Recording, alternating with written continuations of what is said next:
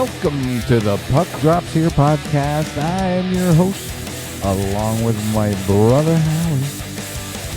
For episode number 21, we are a day late, but there's a good reason for it.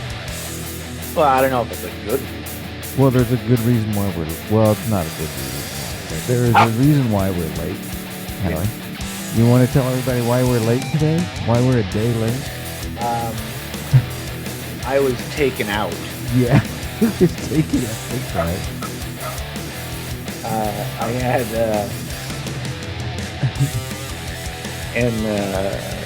I don't know if you would call it an emergency appendectomy or what. But well, no, I'd say it was pretty emergency. Well, yeah, I was pushing it because I kept delaying it. So I guess from what I was reading, once it starts, you have 24 to 72 hours before it basically explodes. Right. And I pushed it to about the, I don't know, 50, 60 hour mark. Yeah. Before I figured, okay, fine, I'll go. Okay. But what was amazing to me, because see, I when I had my appendix taken out, mine had partially burst at that point. See, that's why. See, mine didn't burst. Right. So I was in the hospital. Was still just throbbing. Yeah. Mine was. I was in the hospital for a week and a half or something like that. Yeah. See, my wires were still connected, so they were able to go in there and cut the red and yellow wires. Yeah. And disarm it. Yeah. And then you were home the same day, like within hours. Yeah. That's amazing to me. Yeah, I went in at, what time did I get there? I got there about 5:30 a.m. and I was home, I believe, by 5:30 that evening. That's pretty good. Yeah, 12 hours. Yeah. So about 12 hours I was there. Yeah. Most of which was just sitting in the ER. Nice. It was just, yeah, and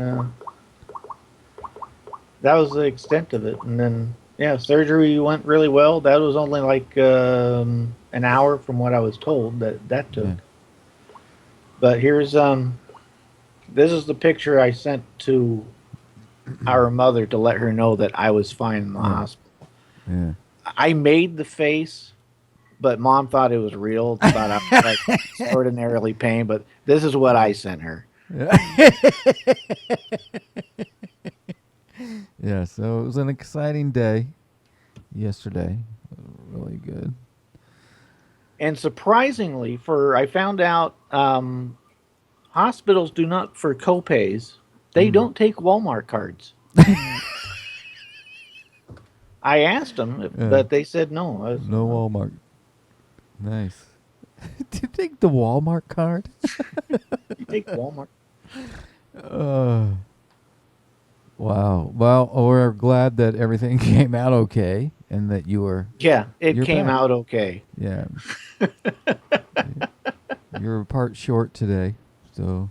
But yeah, I'm just kind of restricted right now as far as my mobility a bit. But, yeah, kind of a forced vacation. Yeah. Yeah, they're trying to get me to take 2 weeks, but I'm looking at I don't want to stay out a full 2 weeks. Right. I don't blame you. Especially since my companies are cheap and they won't pay you time off. Yeah. But the funny thing that you had brought up yesterday, because we were joking around before you went in about how your work was going to handle that situation. Oh, yeah. So... Yeah, John and I were talking about, because my primary company I work for, they're, I don't know, I don't know what their expectations are, but they're unreal and asinine. Yeah. So I sent a text to my supervisor explaining what was going on, saying, flat out saying, I'm in the hospital. I have to have my appendix out. I'm going in for surgery, but I'm not sure what time I'm going in. Yeah. So they text me back, and this is the text, word for word. Okay, so is it safe to anticipate you'll be out tonight?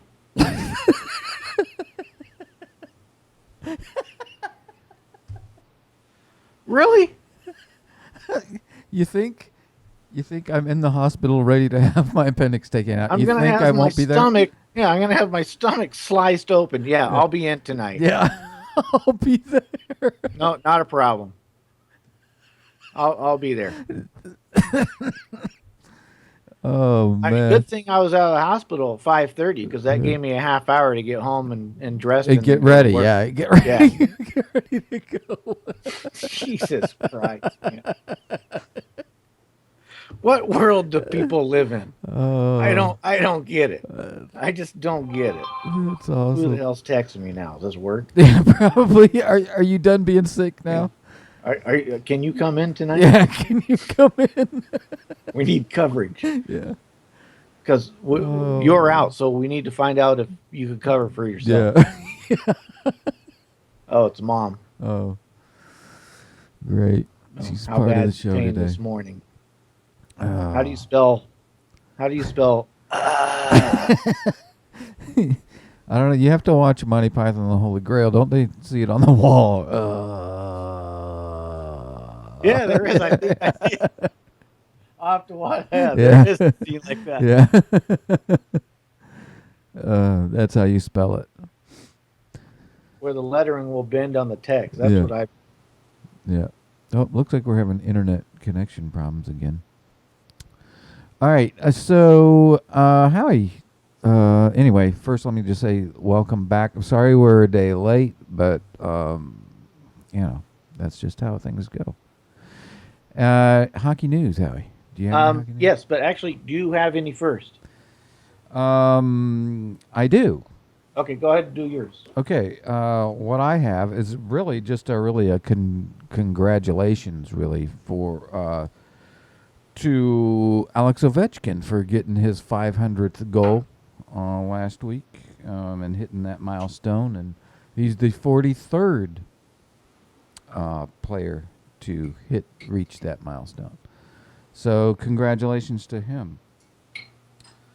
The other thing that I had, I think I'm gonna wait until after yours because I had Howie do a little bit of homework this morning, and that was just to watch a couple videos, and we'll get into that in just a minute. Oh, one other thing I did have. That Robin Regehr, ex-King, retired. He actually went back to Calgary and signed with them so he can retire as a Flame. So, Robin Regehr retires, so he will be missed. And I kind of liked him when he was with the Kings. Who was that? Robin Regehr. Oh, I didn't see that. Yeah, he retired. Calgary signed him so he can retire as a Flame. Speaking of Ovechkin's 500th, Yeah. I like about seeing those records when they pop up on the screen. I don't know why I get a kick out of seeing it. Mm-hmm. They'll show the players listing who they're behind and stuff. Right. It's just great to see. It's still great to see names pop up. Marcel Dion. Oh, it's yeah. like, oh, awesome. Yeah. There he is. But then I realized how old I am. Yeah. No, I remember it. Oh, wow, that was a long time ago. Yeah. Yeah, you think? Oh. Okay. Oops. We'll just block that out. Yeah. Howie, you had something. Yeah, I had just two little tidbits. Well, one, I don't know if all I saw. I don't know the details of it. You might know. I don't know, but something going on with possible record-breaking contract for Kopitar or something.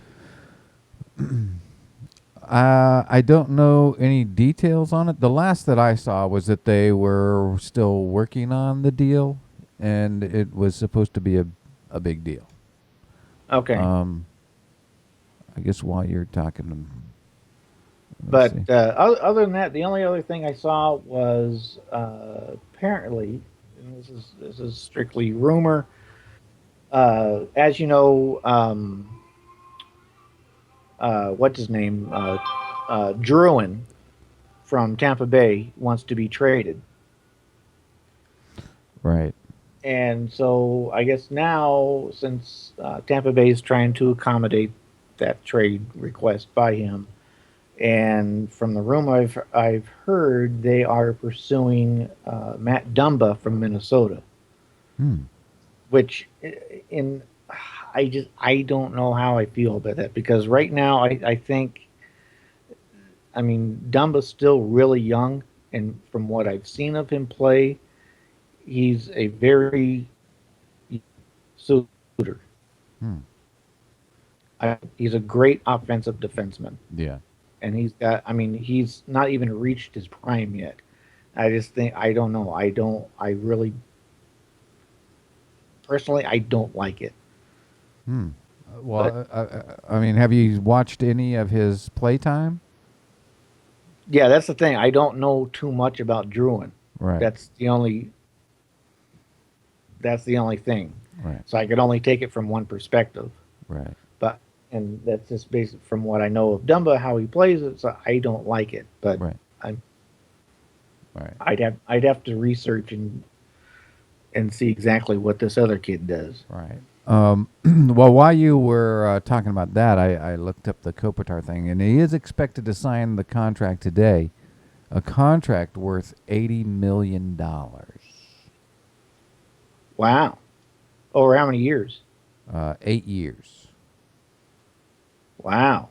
Does he have 8 years left in him? I don't How know. old is he right now? Uh, let's see. So 10 million a year.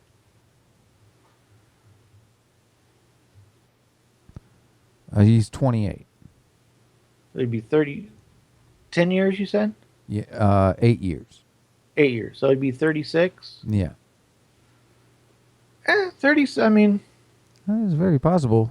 that's a that's That's a that's full career, you know. yeah. That's fair, I guess. But I mean, I guess the way I would. I mean, if you're going to sign someone like that to that kind of a contract, I would almost want to have the pay.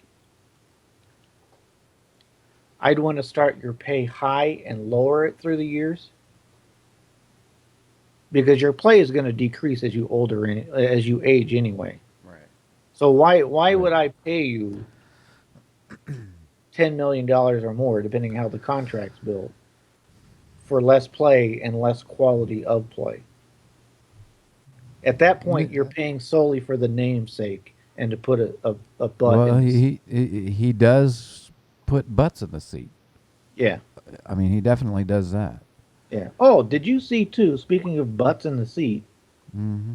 that that study I saw with the most popular teams by state, and they had a little map. Yeah, yeah, I saw that.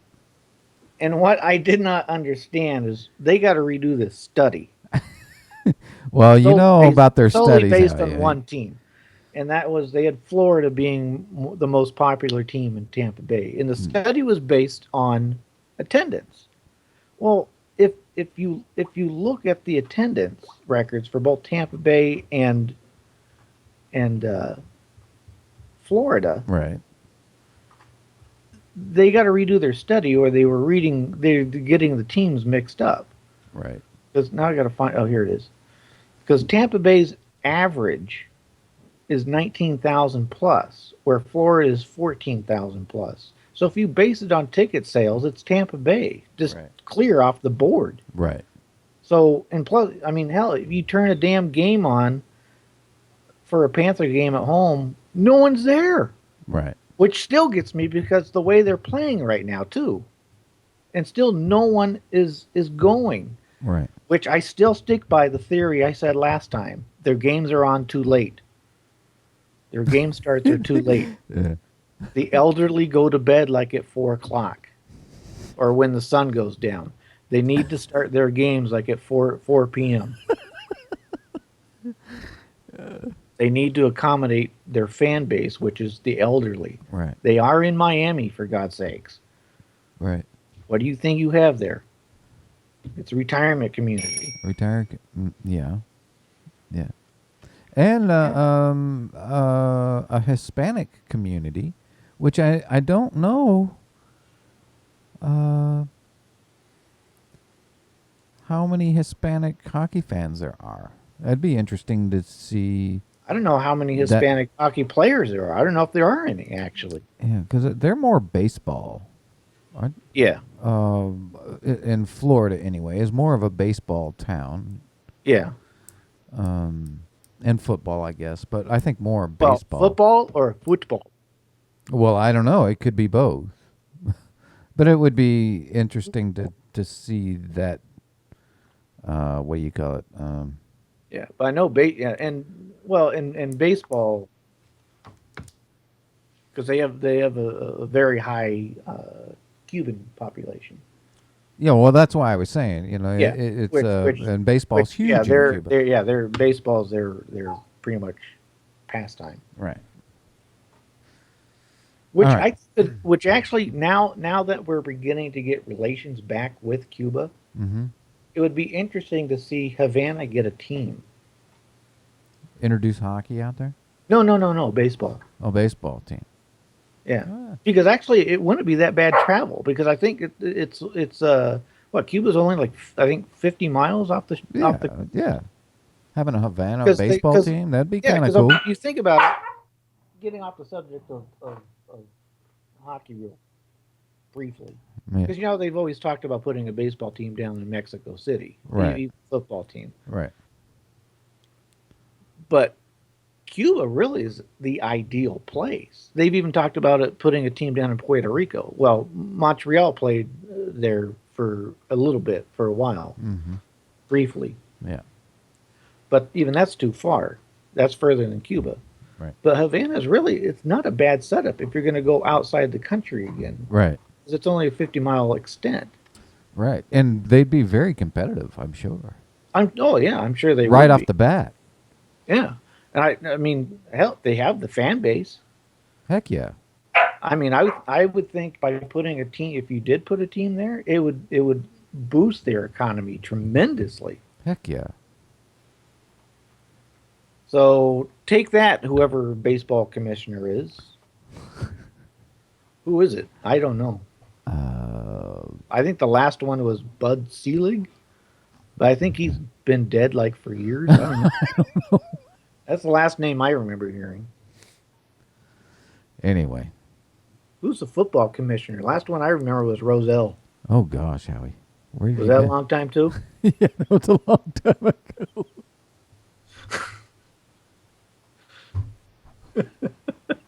Like, how long ago?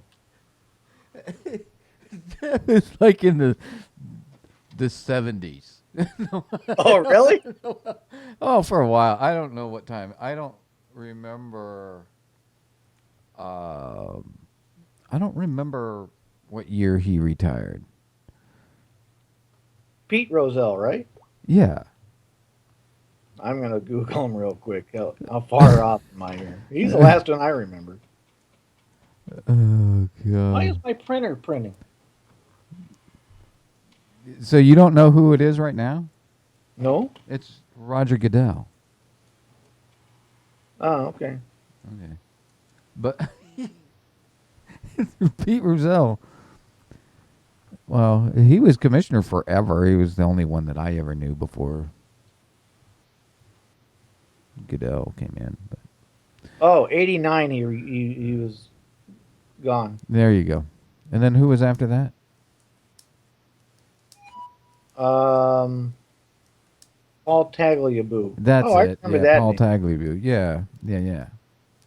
And then Goodell. And then, Yeah. the Tagliabue was until 06. Yeah. Now it's, Roger Goodell. Okay, Yeah. so now I'm all caught up. There you go. All right. So before we get into the standings, I want to talk about something that's been kind of brewing again in the NHL. And this morning I sent you a couple videos to watch, and you watched those. Yeah. And that incident, and the incident where Are you going to show this on YouTube? I am. The video? Yeah. The incident I'm talking about, and it'll be shown right here in the middle of the screen, is the last week's game against St. Louis and New Jersey Devils. And it was what conversations have stirred up again in the NHL. It was because of this incident created another incident that happened after that one. So the Bobby Farnham suspension, he got suspended for 4 games. And I showed you the video of what that incident was. And I thought it was a blatant hit on well, I caught 2 things out of the hit. Okay. I caught 2 things out of the hit. One, yes, it was blatant, and yes, it was it was interference. But at the same time, if you watch it, the play at that time was going in that direction. True, but as was the puck. So I don't know, the way I almost saw it is that he saw the puck coming that way. No. And he took his eyes off the puck, seeing everyone coming in this direction, and went to take him out, which still would have been, because the puck wasn't there, would have been interference. I didn't see it that way. I saw... but it was a blatant hit, though. And I saw Yaskin get rid of the puck. A full second later, Farnham pops up and looks right into his face, right into his eyes, and runs at him. See, and knocks him backwards. I saw him kind of look to see where the puck was. I mean, it all happened like that, but to me, it looked like he saw where the play was going, and it was going in that direction. Well, regardless, he gets suspended. Almost at the same time as the hit occurred, everyone changed directions.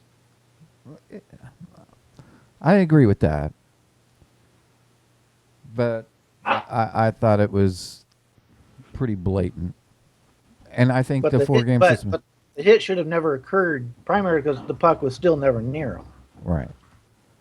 Okay, regardless, he gets a 4-game suspension, but that incident created another incident right after that, which was the fight, right? Right. And the fight I'm talking about is the one with Ryan Reeves and Tutu. Now that fight has caused a big stir now on whether or not to get rid of fighting in the NHL. It's part of the game. It has always been part of the game. It will always be part of the game. Right, but if you look at the fight, you have a guy that's 6'1", 6'2", 200 and some odd pounds.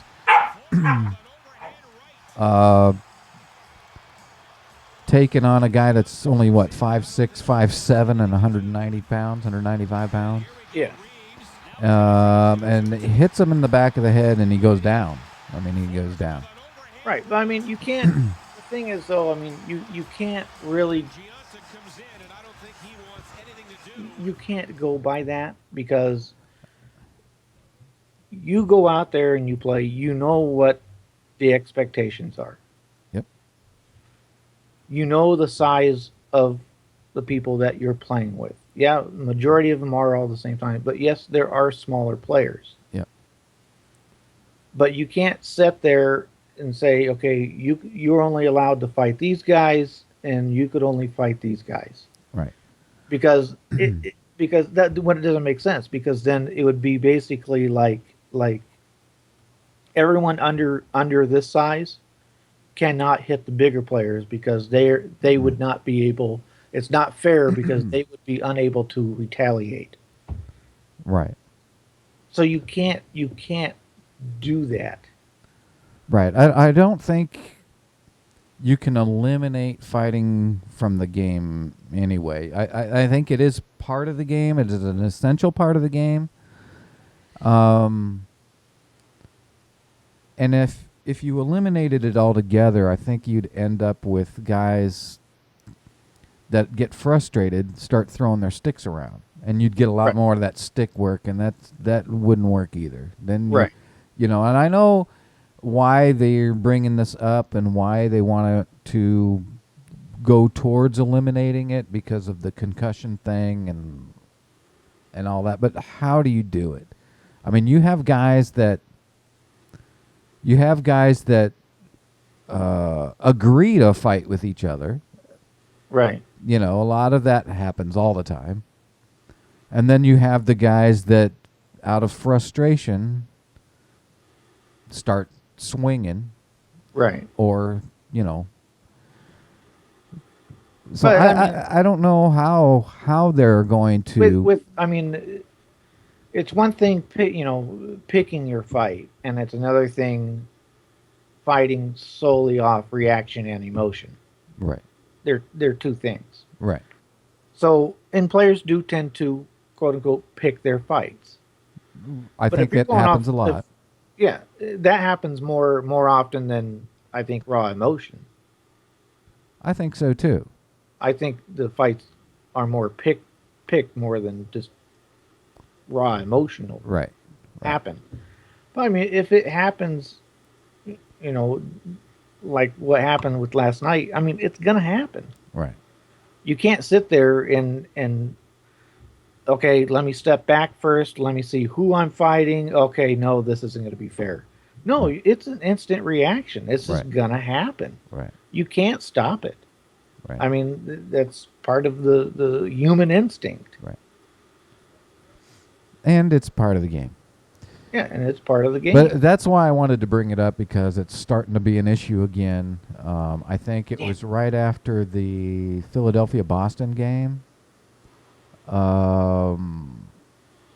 The post-game show on NHL Network with Mike Milbury and whoever that is, Yeah, brought it all up, and it was starting to be the issue again. And right. should we take fighting out of the game? Well, if you're going to take fighting out of the game, how are you going to do that? Because I think if you do, you're going to have those guys. I think you're going to see a lot more of that stick work problem. Right. And Mike Milbury, there's a perfect example. Did he go off raw emotion, or did he pick his fight when he beat that fan up with the shoe? Well, it's funny that you mention him, because he is the one. That was a little bit of both. Right. He is the one driving it's time to get fighting out of the game. Yeah. Well, I mean, with no, I mean, as they say, as with age comes wisdom. Yeah. Yeah. But he may see things. I mean, he's got to realize though too, the game was very different when he played. Right. I mean, guys now Very- are bigger. very- Yeah, The game was very different when he played. it's now bigger and faster. Yeah, it's more based more on solely more skill now than anything else. Right. I mean, for myself, I would like to see it go back to what it was. Oh, so would I. I mean, that's one reason why I like the proposal for what we made for the overtime thing. Right. So I think by eliminating those points and forcing that team to actually earn it, I think it'll bring back some of that Right. I agree. aggressiveness. I agree. But I just wanted to bring that up because I just thought that was interesting, and that particular incident started the whole So let's get fighting there- out of the game so thing. there is a poll right there. Mm-hmm. Should fighting be eliminated from the NHL?